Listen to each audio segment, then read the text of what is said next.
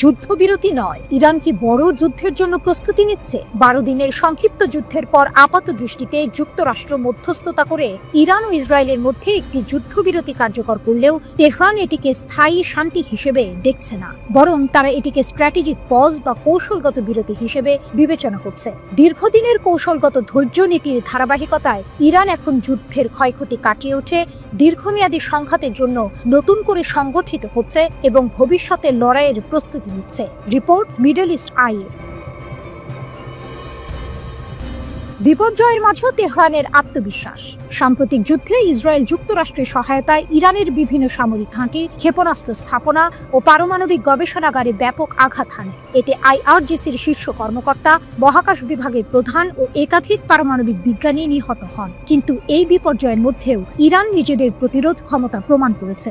তাদের পাল্টা ক্ষেপণাস্ত্র হামলায় ইসরায়েলের উন্নত প্রতিরক্ষা ব্যবস্থা আয়রন ডোমও চাপের মুখে পড়ে যায়। এই ঘটনা প্রমাণ করে প্রতিকূল পরিস্থিতিতেও ইরান শক্তিশালী প্রতিরোধ করতে সক্ষম। সামরিক শক্তি পুনর্গঠনে জোর। এই যুদ্ধবিরতির সুযোগকে কাজে লাগিয়ে ইরান নিজেদের সামরিক শক্তি পুনর্গঠনে পূর্ণ মনোযোগ দিয়েছে। তারা ক্ষেপণাস্ত্র ভান্ডার সমৃদ্ধ করছে, ফাতাহ ও খাইবার শেকান এর মতো হাইপারসনিক প্রযুক্তির উন্নয়ন ঘটাচ্ছে এবং বিমান প্রতিরক্ষা ব্যবস্থাকে আধুনিকায়ন করছে। যুদ্ধ থেকে পাওয়া শিক্ষা অনুযায়ী আধুনিক যুদ্ধে জয় পেতে শুধু ক্ষেপণাস্ত্র বা ড্রোন যথেষ্ট নয়, প্রয়োজন পূর্ণাঙ্গ বিমান প্রতিরক্ষা ও আকাশাধিপত্য। তাই ইরান এখন রাশিয়ার S-400 প্রতিরক্ষা ব্যবস্থা, Su-35 যুদ্ধ বিমান এবং চীনের J-10 ও পঞ্চম প্রজন্মের J-20 যুদ্ধ বিমান সংগ্রহের পরিকল্পনা করছে। এছাড়া যুদ্ধের সময় ইরানের একটি বড় দুর্বলতা ছিল আকাশভিত্তিক আগাম সতর্কতা ব্যবস্থা এর অভাব। এই অভাব পূরণের জন্য চীন ও রাশিয়ার কাছ থেকে এসব অত্যাধুনিক প্রযুক্তি সংগ্রহ এখন তেহরানের প্রতিরক্ষা পরিকল্পনার অন্যতম অগ্রাধিকার।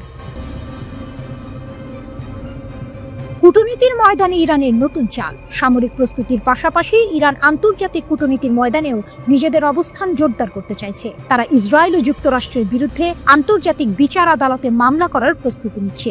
অভিযোগ, তারা ঘোষণাহীন যুদ্ধ শুরু করেছে এবং আন্তর্জাতিক আইন অনুযায়ী সুরক্ষিত পারমাণবিক স্থাপনাগুলোতে আঘাত হেনেছে। তেহরান স্পষ্ট জানিয়ে দিয়েছে, এই বিচারিক প্রক্রিয়া পূর্ণাঙ্গ না হওয়া পর্যন্ত তারা পারমাণবিক আলোচনায় ফিরবে না। এরই মধ্যে ইরান আন্তর্জাতিক পরমাণু শক্তি সংস্থা IAEA এর সঙ্গে সহযোগিতা স্থগিত করেছে। তারা সংস্থার তদারকি ব্যবস্থাকে পক্ষপাতদুষ্ট আখ্যা দিয়েছে। এমনকি যুদ্ধ শুরুর আগেই তারা গোপনে বিপুল পরিমাণ সমৃদ্ধ ইউরেনিয়াম নিরাপদ স্থানে সরিয়ে ফেলেছে বলেও জানা গেছে। যেহেতু কোনো স্থাপনায় তেজস্ক্রিয়তার লক্ষণ পাওয়া যায়নি, ধারণা করা হচ্ছে এই ইউরেনিয়াম মজুদ এখনো অক্ষত রয়েছে, যা ভবিষ্যতে কৌশলগত চাপ তৈরির অস্ত্র হিসেবে ব্যবহৃত হতে পারে। কৌশলগত ধৈর্য সময়কে অস্ত্রে পরিণত করা। ইরান এখন কেবল যুদ্ধের ক্ষতি কাটিয়ে উঠছে না, বরং ধাপে ধাপে সামরিক, কূটনৈতিক ও মনস্তাত্ত্বিক লড়াইয়ের প্রস্তুতি নিচ্ছে। তাদের বিশ্বাস, সময়ের সঙ্গে সঙ্গে ইসরায়েল আরও বেশি আন্তর্জাতিক ও অভ্যন্তরীণ চাপে পড়বে, আর সেই সময়কেই তারা কৌশলগতভাবে ব্যবহার করতে চায় নিজেদের পক্ষে ভারসাম্য টানতে। তেহরানের কাছে কৌশলগত ধৈর্য মানে শুধুই অপেক্ষা নয়, বরং এটি সময়কে একটি শক্তিশালী অস্ত্রে পরিণত করে ধাপে ধাপে প্রতিপক্ষকে দুর্বল করার দীর্ঘমেয়াদী এক রাজনৈতিক ও মনস্তাত্ত্বিক যুদ্ধনীতি।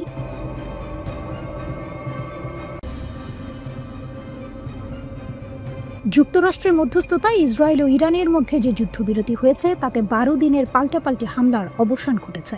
ইসরায়েলের প্রধানমন্ত্রী বেনিয়ামিন নেতানিয়াহু এই সংঘাতে নিজেদের বিজয় ঘোষণা করেছেন। ইরানও এই যুদ্ধে বিজয় দাবি করেছে। ইসরায়েলের দিকে 500টিরও বেশি ব্যালিস্টিক মিসাইল এবং প্রায় 1100টি ড্রোন হামলা চালায় ইরান। এত বিপুল সংখ্যক ক্ষেপণাস্ত্র ও ড্রোন হামলায় ইসরায়েলের অত্যাধুনিক ক্ষেপণাস্ত্র প্রতিরক্ষা ব্যবস্থা আয়রন ডোম পুরোপুরি কার্যকর ছিল না। ইসরায়েলি সংবাদ মাধ্যমগুলো জানিয়েছে, ইসরায়েলের ক্ষেপণাস্ত্র প্রতিরোধের হার কমে গিয়েছিল, তবে এর মূল কারণ স্পষ্ট নয়। ধারণা করা হচ্ছে ইসরায়েল তাদের ব্যয়বহুল ইন্টারসেপ্টর মিসাইলগুলো খুব প্রয়োজন ছাড়া ব্যবহার না করার কৌশল নিয়েছিল। টেলিগ্রাফের এক প্রতিবেদনে বলা হয়েছে, ইরানের 5 শতাধিক ক্ষেপণাস্ত্রের মধ্যে 222টি ঠেকাতে ইসরায়েলের প্রায় $1.5 বিলিয়ন খরচ হয়েছে। ক্লাস্টার বোমা ওয়ারহেড এবং ইসরায়েলের ক্ষয়ক্ষতি। দ্য টেলিগ্রাফের প্রতিবেদন অনুযায়ী 19 জুনের হামলায় ইরান তাদের ক্ষেপণাস্ত্রে একটি ক্লাস্টার বোমা ওয়ারহেড ব্যবহার করে। এই ওয়ারহেড প্রায় 8 কিলোমিটার এলাকার মধ্যে 20টি ছোট ছোট বিস্ফোরণ ঘটায়। এর মধ্যে একটি বিস্ফোরক আজর শহরে আঘাত হানে, যার শব্দ এবং ক্ষয়ক্ষতি ছিল ছোটখাটো রকেট বিস্ফোরণের মতো। ইরানের ক্ষেপণাস্ত্র সক্ষমতা বৃদ্ধি এবং ইসরায়েলের উদ্বেগ। একজন ইসরায়েলি সামরিক কর্মকর্তা জানিয়েছেন, ইরান প্রায় 400 ক্ষেপণাস্ত্র লঞ্চার ব্যবহার করেছিল, যার মধ্যে ইসরায়েল 200টিরও বেশি ধ্বংস করতে সক্ষম হয়। এতে ইরানের ক্ষেপণাস্ত্র অভিযানে কিছুটা হলেও বাধা সৃষ্টি হয়েছে। তবে তিনি ইরানের ক্ষেপণাস্ত্র উৎপাদন নিয়ে গভীর উদ্বেগ প্রকাশ করেছেন। তিনি বলেন, সংঘর্ষের শুরুতে ইরানের কাছে প্রায় 2000 থেকে 2500 ব্যালিস্টিক ক্ষেপণাস্ত্র ছিল, তবে তারা দ্রুত গণ উৎপাদন কৌশলের দিকে এগোচ্ছে। আগামী কয়েক বছরের মধ্যে তাদের ক্ষেপণাস্ত্রের মজুদ 8000 থেকে 20000-এ উন্নীত হতে পারে। এই তথ্য ইসরায়েলের জন্য নতুন মাথা ব্যথার কারণ হয়ে দাঁড়িয়েছে। আয়রন ডোম নিয়ে ইরানিদের উপহাস ব্যাপক ক্ষয়ক্ষতি এড়াতে না পারায় ইসরায়েলের প্রতিরক্ষা ব্যবস্থা নিয়ে রীতিমতো রসিকতা করেছে ইরান। দেশটির গণমাধ্যমে আয়রন ডোমকে উপহাস করে কার্টুন বানানো হচ্ছে। ইসরায়েলি শহরগুলোতে আঘাত হানা ক্ষেপণাস্ত্রের ভিডিওতে বাজানো হচ্ছে বিপ্লবী গান। ইরানি কর্মকর্তারা মনে করছেন, ইসরায়েলের বিমান প্রতিরক্ষা ব্যবস্থাকে বিভ্রান্ত করার জন্য একই সঙ্গে ক্ষেপণাস্ত্র এবং ড্রোন ব্যবহার করা ছিল তাদের কৌশলগত সাফল্য। ইরানের আত্মবিশ্বাস তুঙ্গে। ইরানের রাষ্ট্রীয় টিভিতে আইআরজিসির deputy commander in chief major general Ali Fazli দাবি করেছেন, ইসলামী বিপ্লবের 47 বছরের ইতিহাসে ইরান সবচেয়ে ভালো প্রতিরক্ষামূলক অবস্থানে রয়েছে। সামরিক প্রস্তুতি, অপারেশনাল সংহতি এবং যোদ্ধাদের মনোবলের দিক থেকে আমরা আগে কখনো এতটা উঁচুতে ছিলাম না। যদিও ইরানের ক্ষেপণাস্ত্র ও ড্রোন ভিত্তিক প্রতিরোধ ব্যবস্থা কিছুটা কৌশলগত শক্তি দেখিয়েছে, কিন্তু এর বড় ধরনের দুর্বলতাও উন্মোচিত হয়েছে। আধুনিক বিমান ও বৈদ্যুতিক যুদ্ধের সক্ষমতা আছে, এমন শক্তির বিরুদ্ধে শুধু এই ব্যবস্থা সেভাবে কাজ করে না। এই কৌশলগত ঘাটতি পূরণে ইরান এখন জরুরি ভিত্তিতে রাশিয়ার S-400 আকাশ প্রতিরক্ষা ব্যবস্থা ও Su-35 যুদ্ধ বিমান সংগ্রহের উদ্যোগ নেবে বলে ধারণা করা হচ্ছে। একই সঙ্গে চীনের কাছ থেকে যুদ্ধ বিমান নেওয়ার বিষয়টিকেও ইরান এখন বিবেচনা করবে, কেননা সম্প্রতি ভারত পাকিস্তান সংঘাতের সময় চীনের যুদ্ধ বিমান সক্ষমতা প্রমাণ করেছে।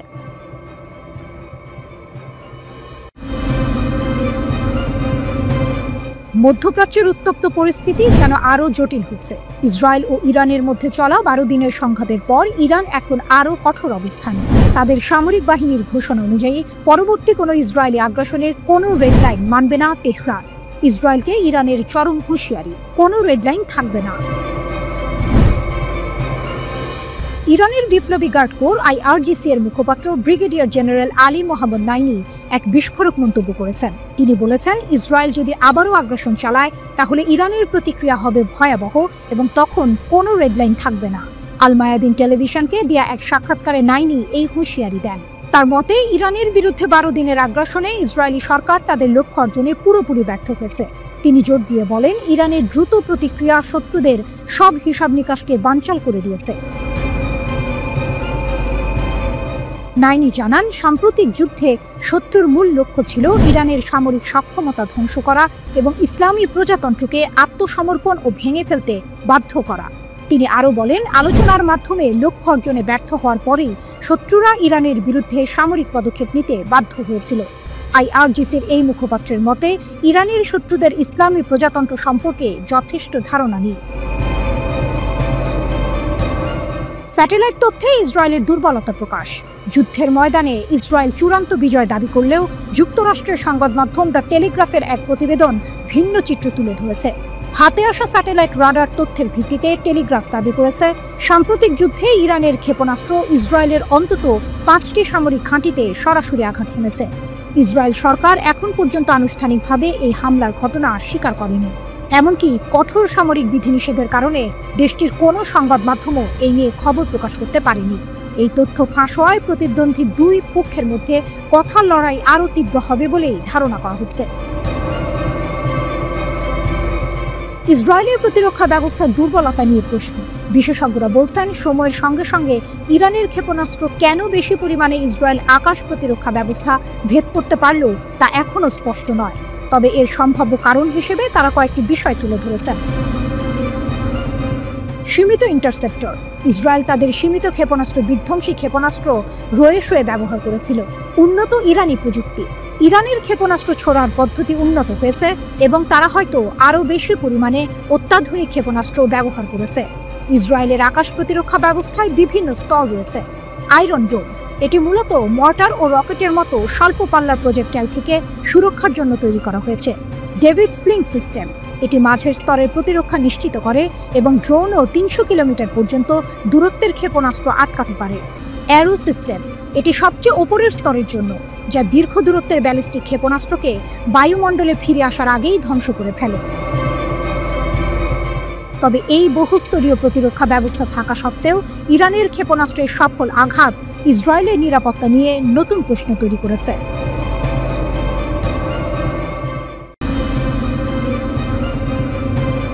ইরানের সঙ্গে ইসরায়েলের মাত্র 12 দিনের সংখ্যা, কিন্তু এই সময়টাতেই মার্কিন যুক্তরাষ্ট্রের অত্যাধুনিক terminal high altitude area defence বা থার্ড ক্ষেপণাস্ত্রের মজুদ মারাত্মকভাবে কমে গেছে। আমেরিকান গণমাধ্যম আর প্রতিরক্ষা বিশ্লেষকরা বলছেন, ইসরায়েলকে বাঁচাতে গিয়ে যুক্তরাষ্ট্রের প্রায় $1.5 বিলিয়ন মূল্যের ক্ষেপণাস্ত্র ধোঁয়ায় মিশে গেছে। নিউজউইক ম্যাগাজিন সরকারি সূত্রের বরাত দিয়ে জানিয়েছে, আমেরিকা তার উন্নত ক্ষেপণাস্ত্র প্রতিরক্ষা ব্যবস্থার একটি বড় অংশ ইসরায়েলের সুরক্ষায় ব্যবহার করেছে, কিন্তু এর ফলাফল নিয়ে প্রশ্ন উঠেছে। শুধু তাই নয়, যুক্তরাষ্ট্রের নিজেদের কৌশলগত মজুদের ওপর এর মারাত্মক প্রভাব পড়েছে। লকহিড মার্টিন নামের এক অস্ত্র প্রস্তুতকারক সংস্থা এই থার্ড ক্ষেপণাস্ত্র তৈরি করে। এটি ইসরায়েলের প্রতিরক্ষা ব্যবস্থার একটি গুরুত্বপূর্ণ অংশ, যা ইরান ও ইয়েমেন থেকে আসা মধ্যম পাল্লার ব্যালিস্টিক ক্ষেপণাস্ত্র আটকাতে সক্ষম। এই ব্যবস্থা পৃথিবীর বায়ুমণ্ডলের ভেতরে বা বাইরে উভয় স্থানেই স্বল্প, মধ্যম ও মাঝারি পাল্লার ব্যালিস্টিক ক্ষেপণাস্ত্রকে লক্ষ্যবস্তু করতে পারে। থার্ড হিট টু কিল পদ্ধতি ব্যবহার করে, অর্থাৎ এটি কোনো বিস্ফোরক ওয়ারহেড ছাড়াই কেবল গতিশক্তির মাধ্যমে ক্ষেপণাস্ত্রকে ধ্বংস করে। এটি 150 কিলোমিটার পর্যন্ত উচ্চতায় এবং 150 থেকে 200 কিলোমিটার পাল্লার মধ্যে ক্ষেপণাস্ত্র আটকাতে পারে। 8টি ব্যাটারি, প্রায় 400 ক্ষেপণাস্ত্র। মার্কিন সামরিক বাহিনী 8টি থার্ড ব্যাটারি পরিচালনা করে, যেখানে মোট প্রায় 350 থেকে 400টি ইন্টারসেপ্টর ক্ষেপণাস্ত্র থাকে। 8ম ব্যাটারিটি 20 জুন ইরানের বিরুদ্ধে ইসরায়েলি আগ্রাসনের সময় সক্রিয় করা হয়েছিল এবং এটি হাইপারসনিক ক্ষেপণাস্ত্র প্রতিরোধ করতে সক্ষম। 2025 সালের জুনে ইরানের সাথে সংঘর্ষের সময় এই মার্কিন পরিচালিত সিস্টেমগুলো গুরুত্বপূর্ণ ভূমিকা পালন করে, যদিও তাদের সঠিক অবস্থান গোপন রাখা হয়েছে। প্রতিটি থার্ড ব্যাটারিতে সাধারণত 6টি ট্রাক মাউন্টেড লঞ্চার থাকে, যার প্রতিটিতে 8টি ইন্টারসেপ্টর মিসাইল থাকে, অর্থাৎ একটি ব্যাটারিতে মোট 48টি ইন্টারসেপ্টর থাকে। বিশ্বের সবচেয়ে উন্নত ক্ষেপণাস্ত্র প্রতিরক্ষা ব্যবস্থা হওয়া সত্ত্বেও ইয়েমেনি ব্যালিস্টিক ক্ষেপণাস্ত্র হামলার বিরুদ্ধে থার্ড এর কার্যকারিতা মিশ্র ছিল। কিছু বাধা সফল হলেও গুরুত্বপূর্ণ ব্যর্থতাও ঘটেছে। 2025 সালের মার্চ মাসের শেষ পর্যন্ত 6টি ইয়েমেনি ক্ষেপণাস্ত্র সফলভাবে আটকানোর খবর পাওয়া গেছে, কিন্তু 4 ও 9 মে থার্ড বেনগুরিয়ন বিমানবন্দর লক্ষ্য করে আসা ক্ষেপণাস্ত্র আটকাতে ব্যর্থ হয়। থার্ড ও অ্যারো উভয় সিস্টেমের কার্যকারিতা নিয়ে মার্কিন ও ইসরায়েলি কর্মকর্তারা দাবি করলেও ইয়েমেন প্রতিশোধমূলক অভিযানের অংশ হিসেবে বেনগুরিয়ন বিমানবন্দরকে লক্ষ্যবস্তু করেই চলেছে। চলমান হুমকি এবং দুর্বলতার কারণে প্রায় সব আন্তর্জাতিক বিমান সংস্থা ইসরায়েলের ফ্লাইট স্থগিত করেছে। ইরানের ক্ষেপণাস্ত্র হামলায় ব্যর্থতা। ইরানের বিরুদ্ধে 12 দিনের যুদ্ধের সময় থার্ড এর কার্যকারিতা উল্লেখযোগ্যভাবে খারাপ হয়। এর মূল কারণ ছিল এর কম বাধাদান হার এবং মার্কিন ও ইসরায়েলি ইন্টারসেপ্টর মজুদের দ্রুত হ্রাস। আগ্রাসনের আগে অধিকৃত ফিলিস্তিনি অঞ্চলে প্রায় 100টি থার্ড ইন্টারসেপ্টর ক্ষেপণাস্ত্র মোতায়েন করা হয়েছিল, কিন্তু ইরান প্রতিশোধমূলক অভিযানে 370 থেকে 500টি ব্যালিস্টিক ক্ষেপণাস্ত্র নিক্ষেপ করে, যা থার্ডের উপলব্ধ ক্ষমতার চেয়ে অনেক বেশি ছিল। যুদ্ধের প্রথম দিকে ইরান ইচ্ছাকৃতভাবে শত্রুর বিমান প্রতিরক্ষা ব্যবস্থা শেষ করার জন্য পুরনো তরল জ্বালানিযুক্ত ব্যালিস্টিক ক্ষেপণাস্ত্র ব্যবহার করে। ইসরায়েলের ইন্টারসেপ্টর সরবরাহ যখন উল্লেখযোগ্যভাবে কমে যায়, তখনই তারা আরও উন্নত ও কৌশলগত ক্ষেপণাস্ত্র ব্যবহার করে। জর্ডানের আলোকচিত্রী জায়েদ এম আল আব্বাসির একটি ওপেন সোর্স বিশ্লেষণ অনুমান করেছে যে ইসরায়েল 20টিরও বেশি ইরানি ক্ষেপণাস্ত্র ব্যারেজের মধ্যে মাত্র একটিতে 39টি থার্ড, 34টি অ্যারো 3 এবং 9টি অ্যারো 2 ইন্টারসেপ্টর ব্যবহার করেছে। ইন্টারসেপ্টর ব্যবহারের এত উচ্চ হারের কারণে বিশ্লেষকরা মনে করেন যে সংঘাতের প্রথম 4 থেকে 5 দিনের মধ্যে থার্ড ব্যাটারিগুলো সম্ভবত তাদের ক্ষেপণাস্ত্র সরবরাহ শেষ করে দিয়েছে। ইসরায়েলি সংবাদ মাধ্যম হারেজ ইসরায়েলি সামরিক সূত্রের বরাত দিয়ে জানিয়েছে যে প্রায় 200টি আমেরিকান এবং ইসরায়েলি ইন্টারসেপ্টর ক্ষেপণাস্ত্র উৎক্ষেপণ করা হয়েছে, যার আনুমানিক ব্যয় 5 বিলিয়ন শেকেল, প্রায় $1.5 বিলিয়ন।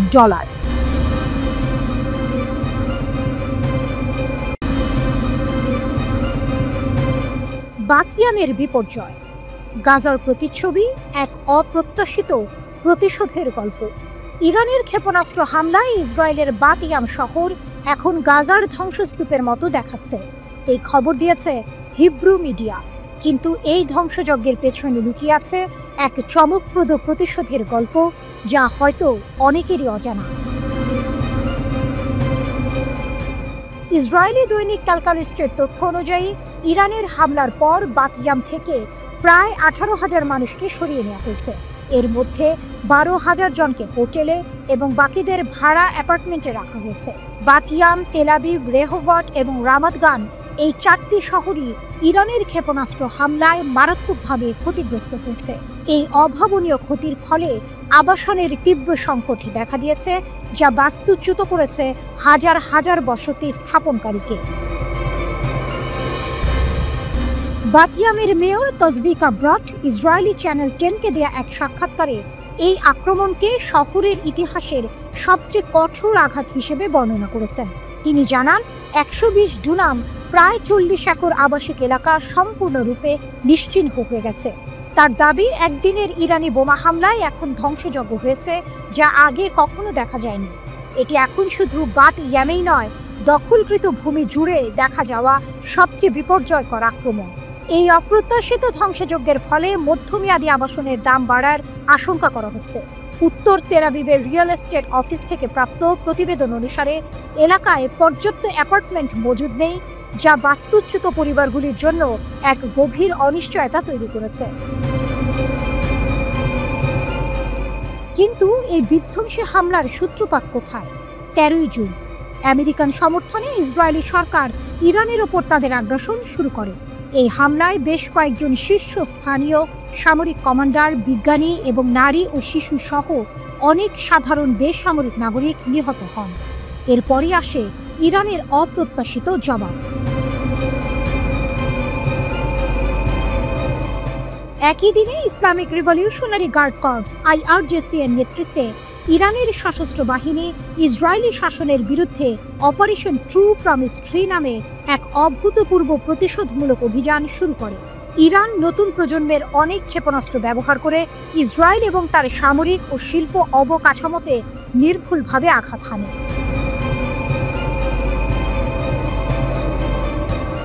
এই আক্রমণের তীব্রতা এতটাই ছিল যে 24 জুন ইসরায়েলি সরকার একতরফাভাবে ইরানের বিরুদ্ধে আগ্রাসন বন্ধ করতে বাধ্য হয়।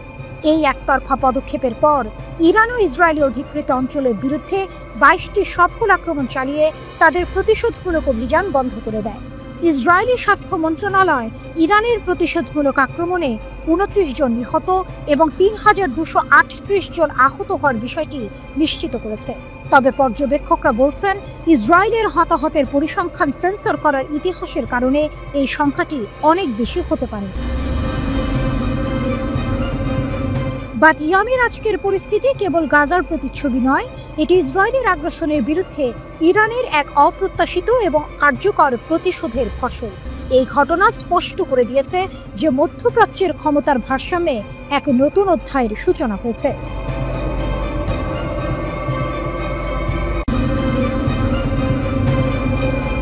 গাদার এইচ, ইরানের নতুন অস্ত্রের উন্মোচন। ইরানের Islamic revolutionary guards corps IRGC ঘোষণা করেছে তারা তাদের অপারেশন ট্রু প্রমিস 3 এর সর্বশেষ ধাপে প্রথমবারের মতো অত্যাধুনিক গাদর এইচ মাল্টি ওয়ারহেড ব্যালিস্টিক ক্ষেপণাস্ত্র ব্যবহার করেছে।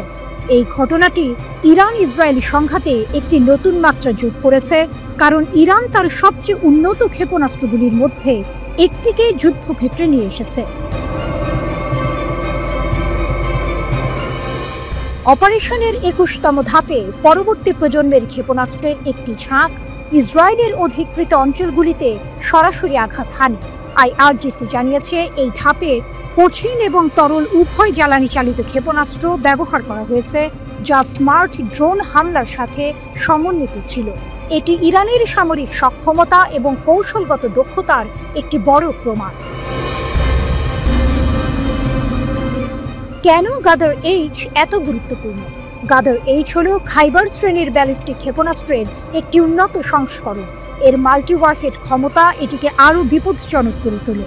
এর অর্থ হল একটি ক্ষেপণাস্ত্র একাধিক লক্ষ্যবস্তুতে আঘাত করতে পারে বা একটি লক্ষ্যবস্তুর বিভিন্ন অংশে আঘাত হানতে পারে, যা এর ধ্বংসাত্মক ক্ষমতা অনেক বাড়িয়ে দেয়।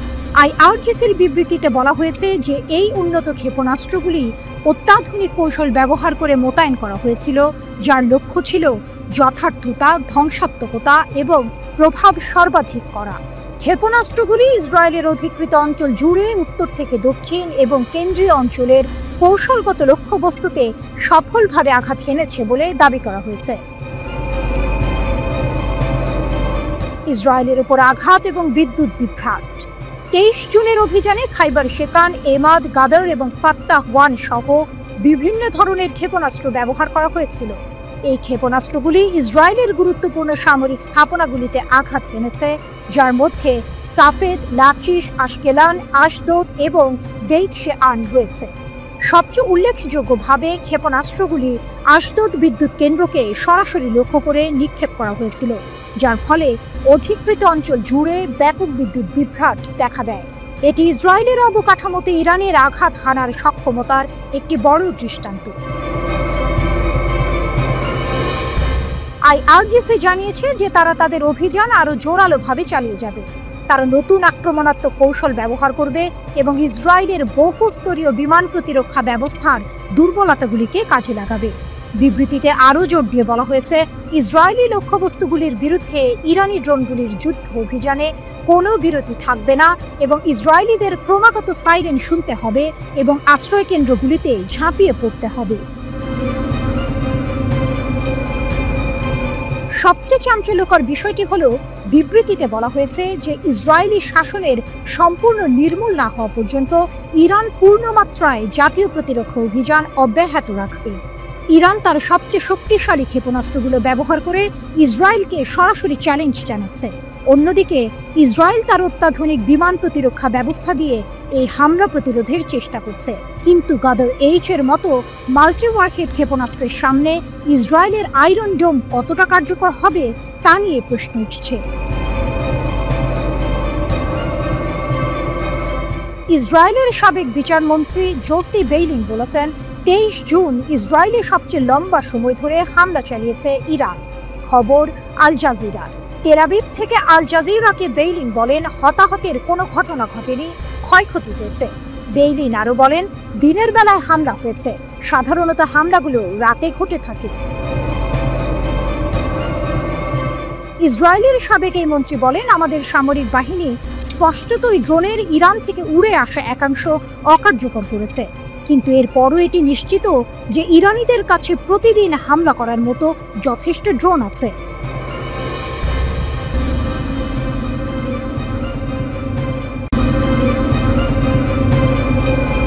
ইসরায়েলের ইরানের ওপর ১১ দিনের বোমা হামলা কি সফল হয়েছিল? এই প্রশ্নটি এখনও ঘুরপাক খাচ্ছে। যুদ্ধবিরতি ঘোষণার সময় ইসরায়েলের প্রধানমন্ত্রী বেনিয়ামিন নেতানিয়াহু দাবি করেছিলেন যে ইসরায়েলের লক্ষ্যগুলো অর্জিত হয়েছে, কিন্তু এই দাবি যে বেশ প্রশ্নবিদ্ধ তা নিঃসন্দেহে বলা যায়। নেতানিয়াহুর দুটি লক্ষ্য পূরণ না হওয়া প্রতিজ্ঞা। এই স্বল্পস্থায়ী যুদ্ধের শুরুতে নেতানিয়াহু দুটি বড় লক্ষ্যের কথা ঘোষণা করেছিলেন। প্রথমত, ইরানের পরমাণু কর্মসূচি গুঁড়িয়ে দেয়া এবং দ্বিতীয়ত, ইরানি শাসন ব্যবস্থার পরিবর্তন ঘটানো। কিন্তু এই দুটি লক্ষ্যই কি পূরণ হয়েছে? উত্তরটা হলো না। পরমাণু কর্মসূচির প্রহেলিকা। কি হলো কি হলো না। নেতানিয়াহু ইরানের পরমাণু কর্মসূচি গুঁড়িয়ে দেওয়ার দাবি করলেও তথ্য বলছে ভিন্ন কথা। ফার্দো পারমাণবিক স্থাপনায় যুক্তরাষ্ট্র হামলা চালানোর আগেই ইরান সেখান থেকে ফিউশনযোগ্য বা বিভাজ্য পদার্থ অন্যখানে সরিয়ে নিয়েছিল। ইউরেনিয়ামের এই মজুতি ইরানের পারমাণবিক কর্মসূচির সবচেয়ে গুরুত্বপূর্ণ অংশ। ফলে ইসরায়েলের এই অভিযান তাদের মূল লক্ষ্য অর্জনে ব্যর্থ হয়েছে। আসলে ইসরায়েল হামলা চালিয়ে ইরানের পারমাণবিক কর্মসূচির কতটা ক্ষতি করতে পেরেছে তা এখনো পরিষ্কার নয়। ইসরায়েল যুক্তরাষ্ট্রকে রাজি করাতে সক্ষম হয়েছিল ইরানের পারমাণবিক স্থাপনায় বাংকার বাস্টার বোমা দিয়ে হামলা চালাতে, কিন্তু এর বাইরে এই আক্রমণ অভিযানে ইসরায়েল যুক্তরাষ্ট্রের সহায়তা পেয়েছে খুব সামান্যই। যতক্ষণ না ইরান তাদের পারমাণবিক স্থাপনাগুলোতে বিদেশি বিশেষজ্ঞদের প্রবেশের অনুমতি দিচ্ছে, ততক্ষণ পর্যন্ত ক্ষয়ক্ষতির প্রকৃত চিত্র বোঝা কঠিন। সরকার পরিবর্তন ব্যর্থ এক কৌশল। ইসরায়েলের দ্বিতীয় লক্ষ্য ছিল ইরানের সরকার পরিবর্তন ঘটানো। মজার ব্যাপার হলো, এর সংক্ষিপ্ত উত্তর হলো উল্টো ফলটাই বেশি হয়েছে। ইরানের বিভিন্ন নিরাপত্তা সংস্থায় নেতৃত্বে থাকা সামরিক নেতাদের হত্যা করে ইসরায়েল চেয়েছিল দেশটির শাসক দলের বিরুদ্ধে গণ অভ্যুত্থান উস্কে দিতে। তাদের বিশ্বাস ছিল শত্রু রাষ্ট্রকে অস্থিতিশীল করার সেরা উপায় হলো জ্যেষ্ঠ নেতাদের হত্যা করা। কিন্তু ইসরায়েলের এই কৌশল কখনোই তেমন কাজ করেনি। একমাত্র সম্ভাব্য ব্যতিক্রম হতে পারে লেবাননের হিজবুল্লাহ নেতা হাসান নাসরুল্লাহর হত্যার প্রভাব। তবে হিজবুল্লাহর দুর্বল হওয়ার পেছনে লেবাননের অভ্যন্তরীণ রাজনৈতিক গতি প্রকৃতির ভূমিকা ছিল সবচেয়ে বেশি। অন্য সব ক্ষেত্রেই নেতৃত্বকে দুর্বল করে দেওয়ার ইসরায়েলি এই কৌশল বড় কোনো রাজনৈতিক পরিবর্তন আনতে সম্পূর্ণ ব্যর্থ হয়েছে। ইসরায়েলের একেবারে কেন্দ্রে যে বাস্তব ও ব্যাপক ক্ষয়ক্ষতি হয়েছে সেটাও বিবেচনায় নেওয়া উচিত। এই যুদ্ধে ইসরায়েল খুবই দ্রুতই ইরানের আকাশসীমায় নিজেদের আধিপত্য প্রতিষ্ঠা করেছিল, প্রায় ইচ্ছামতো হামলা চালাতে পেরেছিল। কিন্তু ইরানের ক্ষেপণাস্ত্র বারবার ইসরায়েলের সুপ্রসিদ্ধ আকাশ প্রতিরক্ষা ব্যবস্থা ভেদ করে বারবার তেল আবিব, জেরুজালেম সহ একেবারে কেন্দ্রে এবং দেশের সর্বত্র আঘাত হানতে সক্ষম হয়। ইরানের এই হামলায় গোটা ইসরায়েল কার্যত অচল হয়ে পড়ে। নজিরবিহীন হতাহত ও ক্ষয়ক্ষতির ঘটনা ঘটে। ইসরায়েলের প্রতিরোধমূলক ক্ষেপণাস্ত্রের মজুদ ফুরিয়ে আসছিল। খুব দ্রুত সেই শূন্যস্থান পূরণের আশা ছিল না। অর্থনীতি দ্রুত ভেঙে পড়ার মুখে পড়ে। এটি ইরানের জন্য আরেকটি বিজয়।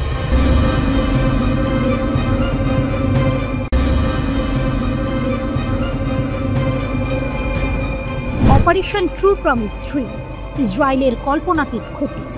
Islamic Revolutionary Guard Corps IRGC এর একজন সিনিয়র কমান্ডার দাবি করেছেন যে অপারেশন ট্রু প্রমিস 3 ইসরায়েলের উপর যে আঘাত হেনেছে তার ক্ষয়ক্ষতি ইসরায়েলিদের ধারণার চেয়েও অনেক বেশি। এই দাবির পেছনে লুকিয়ে আছে এক চাঞ্চল্যকর কাহিনী, যেখানে ইরান এমন কিছু কৌশল ব্যবহার করেছে যা শত্রুদের কল্পনারও বাইরে ছিল। ব্রিগেডিয়ার জেনারেল ইয়াদুল্লাহ জাভানি এক সাক্ষাৎকারে বলেন, ইসরায়েলের প্রতিরক্ষা প্রস্তুতি যখন তুঙ্গে ছিল, এমনকি তাদের সমস্ত বিমান প্রতিরক্ষা ব্যবস্থা সক্রিয় ছিল এবং প্রতিবেশী দেশগুলোর আকাশসীমাও তাদের নিয়ন্ত্রণে ছিল, ঠিক তখনই অপারেশন ট্রু প্রমিস 3 পরিচালিত হয়। এর অর্থ কি? এর অর্থ হলো ইরান এমন এক সময়ে আক্রমণ করেছে যখন ইসরায়েল সর্বোচ্চ সতর্কতায় ছিল, অর্থাৎ তাদের অজান্তেই নয়, বরং তাদের নাকের ডগায়। এখানেই আসে আসল টুইস্ট। জাভানি আরও উল্লেখ করেন যে ইসরায়েল ভেবেছিল ইরানের সামরিক ও ক্ষেপণাস্ত্র ক্ষমতা তাদের হামলায় সম্পূর্ণ ধ্বংস হয়ে গেছে, যার ফলে ইরান ট্রু প্রমিস 1 এবং 2 এর মতো অভিযান চালাতে অক্ষম। কিন্তু বাস্তবে ঘটল সম্পূর্ণ উল্টোটা। ইরান শুধু অভিযান চালায়নি, বরং এমন সব ক্ষেপণাস্ত্র এবং ড্রোন ব্যবহার করেছে যা ইসরায়েলকে হতবাক করে দিয়েছে। জাভানি বিশেষভাবে আরাশের মতো নতুন ড্রোনের কথা উল্লেখ করেছেন, যা দূরপাল্লার ব্যালিস্টিক ক্ষেপণাস্ত্রের পাশাপাশি ইসরায়েলি অধিকৃত অঞ্চলে সফলভাবে মোতায়েন করা হয়েছে। এই অভূতপূর্ব বৈচিত্র্যময় প্রজেক্টাইল ইসরায়েলের ধারণার চেয়েও বেশি শক্তিশালী ছিল। প্রেস টিভির প্রতিবেদনে বলা হয়েছে, ইরান যেখানে তাদের শহীদ ও আহতদের ছবি এবং খবর প্রকাশে এনেছে, সেখানে ইসরায়েলি সামরিক বিবৃতি, গোয়েন্দা সংস্থার বুলেটিন এবং এমনকি সাধারণ নাগরিকদের বিরুদ্ধে হুমকি দিয়ে ক্ষয়ক্ষতি, ধ্বংস এবং হতাহতের প্রকৃত পরিমাণ গোপন করার চেষ্টা করছে। কেন এমন করছে? কারণ ক্ষতির পরিমাণ এতটাই বেশি যে তারা তা স্বীকার করতে ভয় পাচ্ছে। জাভানি যেমন বলেছেন, তবুও অভিযানের বিশাল পরিধির কারণে তারা তাদের নিজস্ব জনসাধারণের কাছে সীমিত প্রতিবেদন জারি করতে বাধ্য হয়েছে। তাহলে প্রশ্ন হলো, ইসরায়েল কি সত্যিই এই ক্ষতির জন্য প্রস্তুত ছিল, নাকি তারা এমন এক পরিস্থিতির মুখোমুখি হয়েছে যা তাদের কল্পনারও বাইরে ছিল? এই প্রশ্নগুলোর উত্তর সময়ই বলে দিবে। তবে আপাতত এটা স্পষ্ট যে অপারেশন ট্রু প্রমিস 3 মধ্যপ্রাচ্যের ক্ষমতার ভারসাম্যে এক নতুন মোড় এনে দিয়েছে। এদিকে ইসরায়েলের গোয়েন্দা সংস্থা মোসাদের হয়ে গুপ্তচর বৃত্তির অভিযোগে ইরানে এক ব্যক্তির মৃত্যুদণ্ড কার্যকর করা হয়েছে। বিবিসির খবরে বলা হয়, ইরানের কর্মকর্তাদের বরাতে দেশটির রাষ্ট্রীয় সংবাদ মাধ্যম জানিয়েছে 2023 সালে গ্রেপ্তার হওয়া ওই ব্যক্তির নাম ইসমাইল ফেকরি। অর্থের বিনিয়োগে মোসাদকে গোপন তথ্য সরবরাহের চেষ্টা করেছিলেন তিনি। গুপ্তচর বৃত্তির ঘটনায় সম্প্রতি এটা তৃতীয় মৃত্যুদণ্ড কার্যকরের ঘটনা। গত শুক্রবার থেকে চালানো অভিযানে ইরানে আরও কয়েকজন সন্দেহভাজন ইসরায়েলি গুপ্তচরকে গ্রেপ্তার করা হয়েছে বলে জানিয়েছে ইরানের রাষ্ট্রীয় সংবাদ মাধ্যম। ইরানের প্রধান বিচারপতি গোলাম হোসেন মোসেনি এজেই বলেছেন, চলমান সংঘাতের প্রেক্ষাপটে যেসব ব্যক্তি ইসরায়েলের সহযোগী হিসেবে সন্দেহভাজন, তাদের বিচার দ্রুত সম্পন্ন করা উচিত।